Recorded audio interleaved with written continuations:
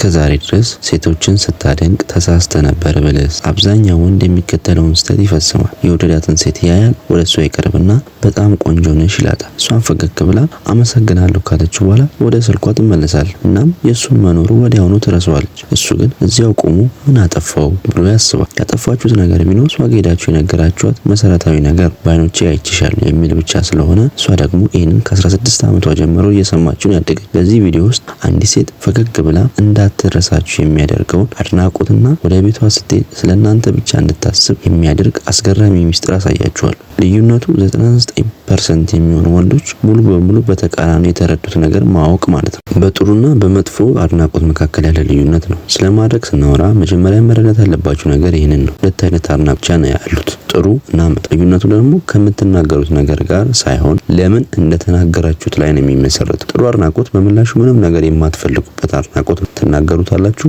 ከልባችሁ ነው እና በመቀጠል ምን እንደሚፈጠር ግድ አይሰጣችሁ። መጥፎ አድናቆት በምላሹ አንድ ነገር የምትፈልጉበት አድናቆት ነው። ስልኳን፣ ትኩረቷን፣ ፈገግታዋን። ሴቶች ሞኞች አይደሉም። በስጦታ መልክ የሚያደንቃት ወንድና ፈልጎ በሚያደንቃት ወንድ መካከል ያለ ልዩነት በፍጥነት ያውቃል። ታዲያ ከሷ ምንም ነገር እንደማትፈልግ እንዲሰማት የምታደርገው እንዴት? መልሱ ለየት ያለና የተለየ አድናቆት በመስጠት። በአጠቃላይ አድናቆት ማለት ለማንኛውም ሴት በማንኛውም ቦታ ቆንጆ ነሽ ብሎ መናገር አይደለም። ይሄም ማንኛውም ሰው ሊለው ይችላል። ለየት ያለ አድናቆት ግን ለሷ ብቻ በዛይ ሰዓት ስላላስተዋለችው የተለየ ዝርዝር ነገር የሚነገር ነው። እሱም ዝም ብዬ እየተመለከትኩሽ አልነበረም፣ በትክክል ትኩረቴን ሰጥቼሻለሁ የሚል መልእክት ማስተላለፍ አለበት። ባለ 3 ደረጃ ፎርሙላና ምሳሌ። ይህን ለየት ያለ አድናቆት በተግባር ለመጠቀም 3 ቀላል ደረጃዎች ያሉት ፎርሙላ አለ። ደረጃ 1 አንድ ነገርን አስተውሉ። የእሷን ስታይል ወይም የእናንተን ትኩረት የሳበውን ለየት ያለ ነገር ተመልከቱ። ደረጃ 2 ምንነቱን ለዩ። በትክክል ምኑ ነው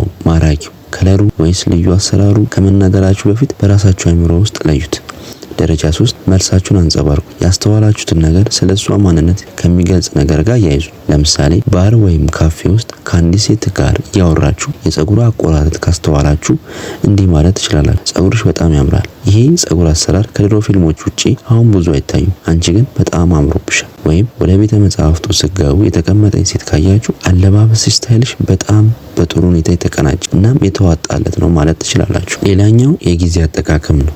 አሁን የጊዜ አጠቃቀም ማወቅ አለብን። ፎርሙላው ቢስተካከል እንኳን ጊዜ የተሳሳተ ከሆነ አድናቆቱ አይሰራ። ቆንጆ ሴቶች ሁልጊዜ አድናቆት ስለሚያገኙ በተሳሳተ ጊዜ ስታደንቃቸው ከኔ በታች ስለሆነ ሊያቆላምጠኝ እየሞከረ ነው ብላ ታስባለች። ስለዚህ አድናቆትን የምንጠቀምባቸው 3 ዋና አይነቶች ትክክለኛ ጊዜ አሉ። አንደኛ እኔና አንቺ ከዓለም ጋር ይባላል። በፓርቲ ወይም በሰዎች መሃል እያወራችሁ እሷ ልዩ ሀሳብ ስትናገር እነዚህ ሰዎች አልገባቸውም፣ አንቺ ግን ገብቶሻል በማለት በመካከላችሁ የጋራ መቀራረብ መፍጠር ትችላለህ። ሁለተኛ መሰረታዊ አድናቆት። በንግግር መሃል ስለ ብልህነቷ ወይም ስለ ቀልደኝነቷ የምትሰጠው እውነተኛ አድናቆት ነው። ለምሳሌ በእውነት በጣም ቀልደኛ ነች፣ እንደዚህ አልጠበቅኩም ነበር ማለት ትችላለህ። ሶስተኛ ከፍተኛ ስሜት ያላቸው ነጥቦች። እሷ በደስታ እየሳቀች ወይም ስለ ህይወቷ ጠንካራና ደፋር ውሳኔዎች እያወራች ስሜቷ ከፍ ባለ ቅጽበት የሚሰጥ አድናቆት ነው።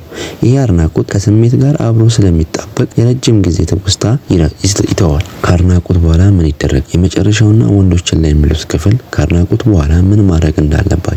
አድናቆቱ በፍጹም የንግግር ዋና ትኩረት መሆን የለበትም። አድናቆቱ ከተናገራችሁ በኋላ ምንም ትልቅ ነገር እንዳልተናገራችሁ ሁሉ በቀጥታ ወይም ቀድሞ ጨዋታውን ተመለሱ። ነገሩ ምንም ጥረት እንዳልጠየቀበትና ልክ ሀሳባዊ በአይምሮ ውስጥ ዝም ብሎ እንደመጣ እንደተናገራችሁት ያህል እንዲሰማ ማድረግ። ከፍተኛ ስሜት ባለበት ወቅት ካደነቃችኋት ደግሞ ዝምታውን ለመብላት አትቸኩሉ። የተናገራችሁትን ነገር እንድታስብበት ጊዜ ስጧት። ማድነቅ ችሎታ ነው። እንደ ማንኛውም ችሎታ ደግሞ በማድረግ ይበልጥ ትለምዱታላችሁ። መጀመሪያ ላይ ባይሳካላችሁ መሞከሩን ቀጥሉ። አንድ በትክክለኛ ጊዜ የተነገረ ልዩ አድናቆት በዛን ጊዜ በዛ ሳምንት ካወራቻቸው ሰዎች ሁሉ በላይ ሁልጊዜ የምታስታውሳችሁ ሰው ሊያደርጋችሁ ይችላል።